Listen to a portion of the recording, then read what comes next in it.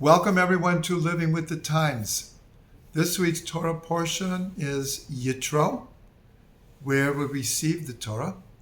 And we're told we came to the Midbar Sinai, the desert of Sinai, on the first day of the month of Sivan.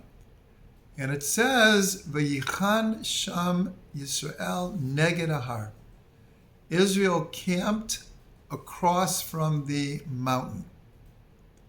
And Rashi points out that the word they camped is written in the singular, where we would assume it should be written in the plural. So he says a very important thing. He says they came ki'ish echad b'lev echad, like one person with one heart. And it was with that unity, with that spirit, that consciousness, that we were able to receive the Torah. And in a certain way, had we not been in a state of unity, we would not have been a fitting vessel to receive the teachings of the Torah. So everything in the Torah is in context. So what happens before they came to the desert of Sinai? In other words, how did they come so united? So if we look right before it, there are two things that happened. And they're back to back, juxtaposed. First, there was a lot of disagreement in Israel. They didn't have water, and the people were getting very nervous and upset at Moshe, and even wanted to stone him. Some wanted the people to go back to Egypt.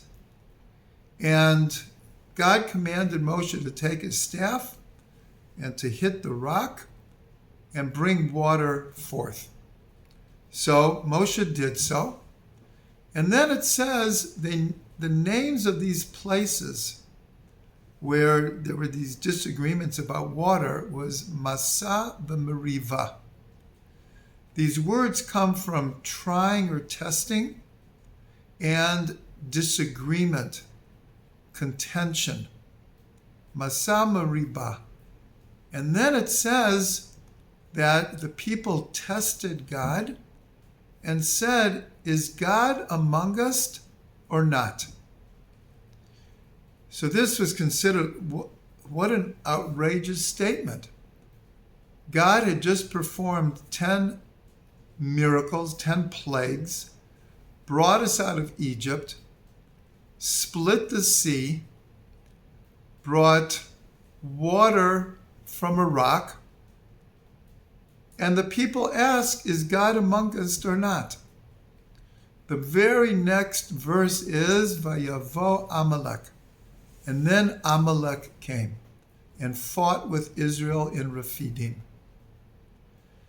Amalek is the archetypal enemy of Israel, is an archetypal energy, the epitome of evil.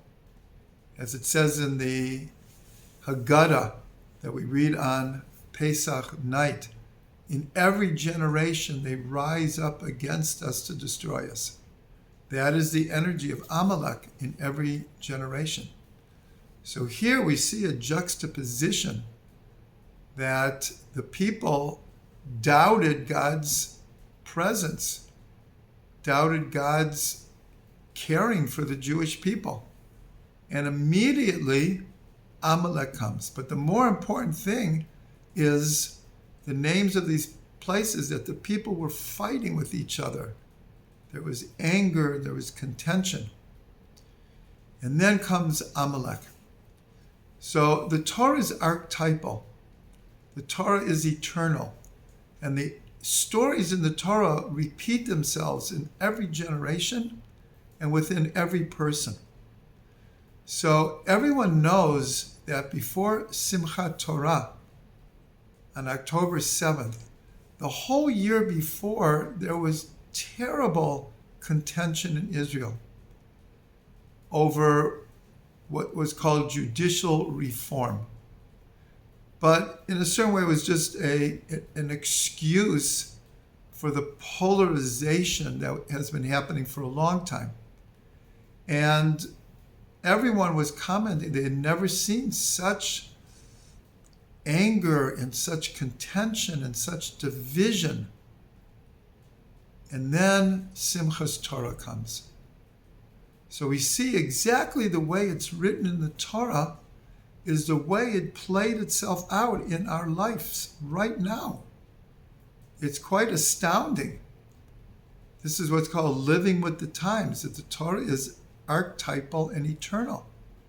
And so we saw it before our very eyes.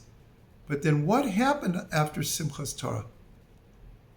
Even though everyone understood that there's still disagreements, everyone came together to fight and support the war that is happening now of self-defense against the same energy. Hamas is Amalek energy. And so this is the highest order of self-defense. But what happened in Israel, and it's still happening, there's a tremendous unity now. In fact, the code word, the theme is Biyachad Ninatseach. Together we will be victorious. And just like we had never seen such contention in Israel, we've never seen such unity now. There's tremendous unity in Israel. And Jewish communities around the world are joining in on the importance of protecting Eretz Yisrael and making the statement, never again, a living reality. So in times of war, not just this war, every time we're confronted with war, the Jewish people know how to come together. But if we look at coming out of Egypt, there was another event that also led to unity. And that was when we crossed the sea.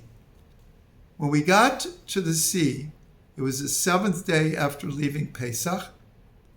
And here comes Pharaoh and the whole Egyptian army chasing after. We thought we were out. We thought we were free. And here comes the whole Egyptian army. And again, in Israel, there was total confusion and disagreement. Some people wanted to fight against Egypt. Some people wanted to run away. Some people wanted to give up and go back to Egypt as slaves. And others wanted to go forward, even if it meant going into the sea. And that's what happened. Nadav ben Aminadav goes into the sea with full faith, and God creates a miracle, and the waters split. When we came to the other side, the Egyptians followed us. The waters came back and drowned the Egyptians. And when Israel saw this, again, they became unified, but this time in song. Moshe and all of Israel sang one of the 10 archetypal songs, the Song of the Sea. In synagogues around the world, we sang that song this past Shabbat. And that planted the seed of unity. We all came together to sing. So here we see there are different ways to come to unity. We could come to unity through acknowledgement of God's miracles. The very opposite of asking, is God among us or not? When we crossed the sea, it was clear. It was clear how much God was with us. And that led to everyone singing together. And then later, the war against Amalek brought us together. And so in a certain way, we could say it's a wonderful thing that the Jewish people know how to come together when we're threatened, when we're in a state of war. But how much better would it be if we could come together for good things, for spiritual reasons, and just the realization that we're one people in one land, and we have to learn, even with disagreements and differences of opinions. Everyone is different. Everyone is unique. Of course, human beings are going to have differences. But there's a big difference of having a whole society tearing itself apart and learning how to have derech eretz and good manners, and even when there's disagreement, how to be unified. So God willing, through our unity now, we will be victorious in this war. But right after the war, we have to continue that unity, and we have to find a way to have a discourse that can bridge the differences. And there's a very deep feeling in Israel that's exactly what has to happen. And with all of our unity now, let's make sure that it continues well into the future. And that's the kind of unity that we had when we received the Torah. And that's the kind of unity that could bring the final redemption to the whole world.